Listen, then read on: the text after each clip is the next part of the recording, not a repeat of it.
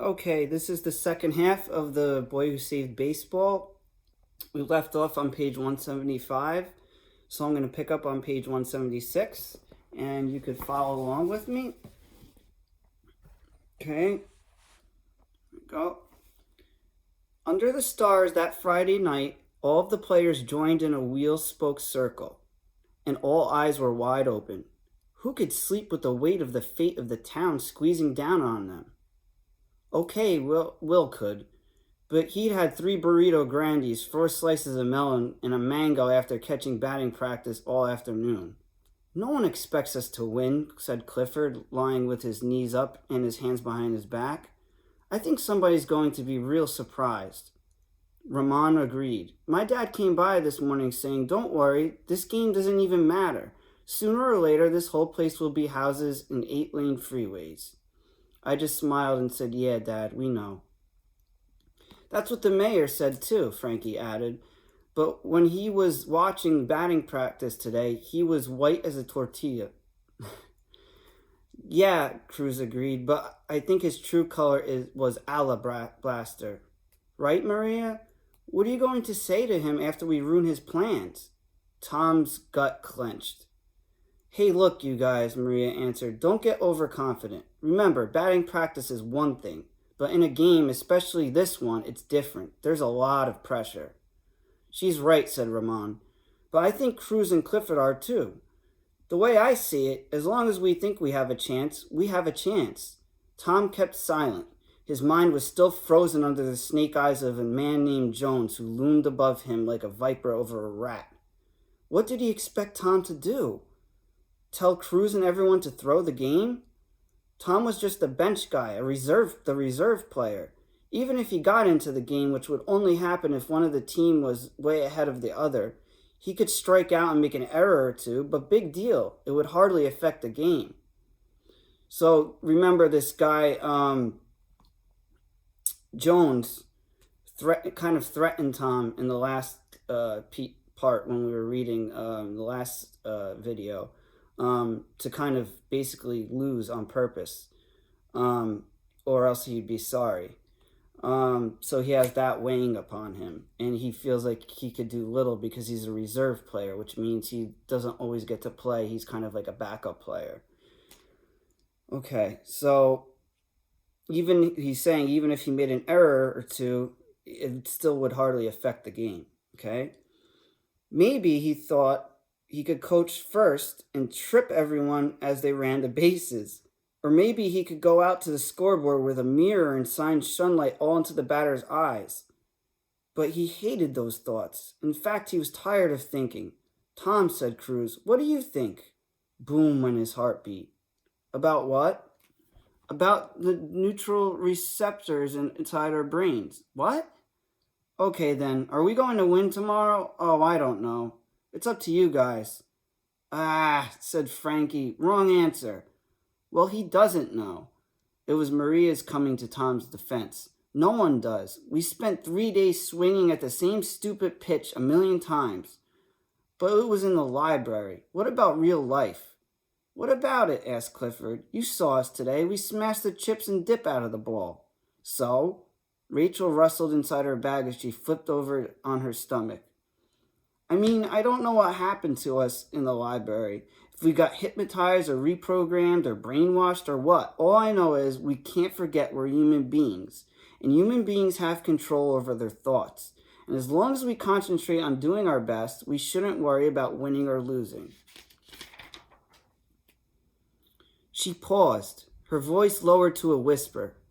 I just believe that when people do things with good intentions, good things happen. Like when Tom and Cruz rode off to see Delgato. But we do stuff out of fear. When we do stuff out of fear, bad things happen. She looked around. A lot of people are afraid of what might happen tomorrow, but we can't be. Then whatever happens will turn out okay. Even if we lose, asked Frankie? Even if we lose. I mean, from where we are, losing may look like a total disaster, like we just accidentally busted down someone's wall. Though he couldn't see her, Tom could hear the smile in her voice. But you know, we only see it from here. How does it look from the hawk's nest or from the stars? No one said a word. Everyone, even Tom, searched the night sky, roamed the ether, bouncing around between the moon, the stars, and the eucalyptus trees. From the treetop, from the hawk's perch, Tom thought about the game, the town, the hillsides. In a million years, in a short time, really, in space years, would it even matter whether they won or lost? In 1,000, what about 100? Who could say? But he knew one thing. Rachel was right. He'd seen it too many times. When he froze up from fear, he did stupid things, like never talking to Doc about the ball field. And when he let his mind fly above the fear, he saw hitting a baseball just as another form of GPS tracking. No matter if his parents got fired and his family had to move, no matter what trouble Alabaster Jones might cause, Tom determined that tomorrow he would play to win. And now he wondered how he considered doing anything else.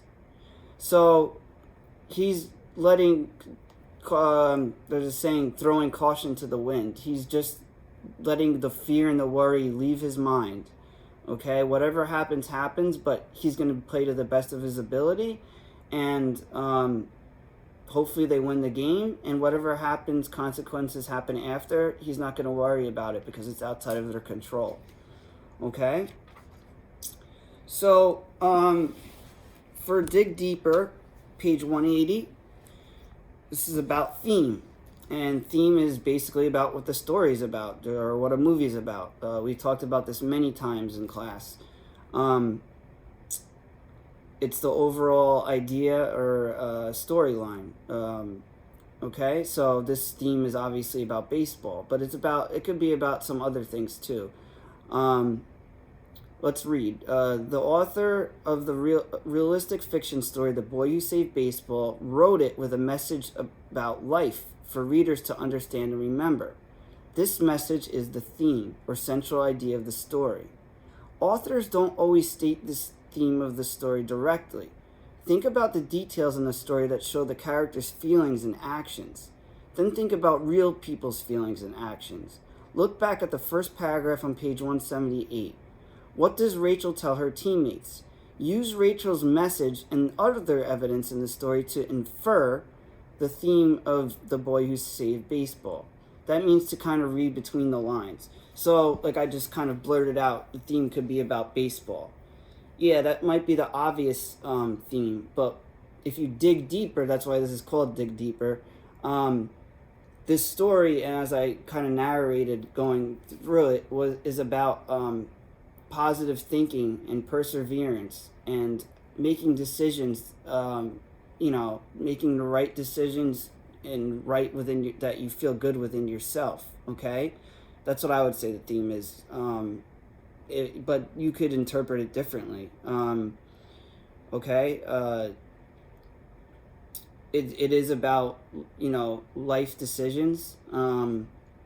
So whatever theme you choose, based on how you interpret the story, you have to have 3 details to back it up.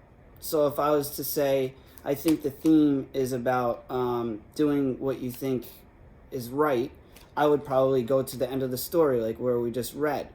And I would say, according to Tom, he determined that tomorrow he would play to win.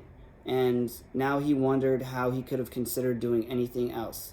That means in his mind, he's thinking, I know this is right in my heart. This is the right decision to do. So how could I have considered doing anything else? So that's a detail I would put. Okay? Let's just give you some ideas, but you have to determine what you think the theme of the book is, the main meaning, and then find 3 details in the story to support that. And that's it. Okay? And that's it for this week. Thanks for watching.